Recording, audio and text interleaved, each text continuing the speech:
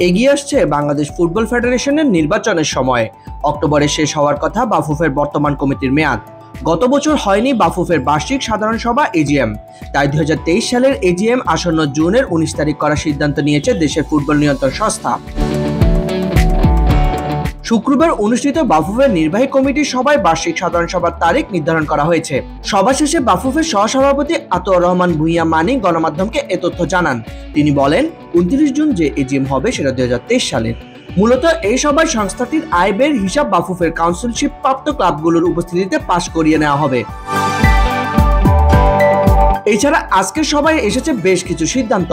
চলমান লিগে একটি দলের অবনমন হবে। লিগের তলানিতে থাকা দলটি নেমে যাবে বিসিএল এ।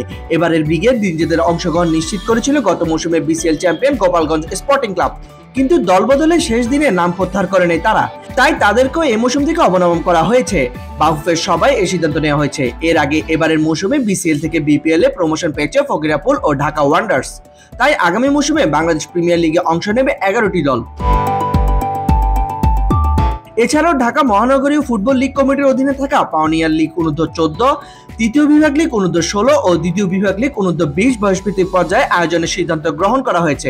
ক্লাবের আবেদনের পরিপ্রেক্ষিতে টিএনটি ক্লাবকে আগামী মৌসুমে প্রথম বিভাগ লিগে খেলার বিষয়টি অনুমোদিত হয়। এর সঙ্গে আলোচনায় থাকা নারী লীগের ক্লাবগুলোর কাউন্সিলরশিপ নিয়েও সিদ্ধান্ত আসে। আসন্ন বার্ষিক সভাতেই 4টি দলকে কাউন্সিলরশিপ দেওয়ার বিষয়ে সিদ্ধান্ত আসতে যাচ্ছে।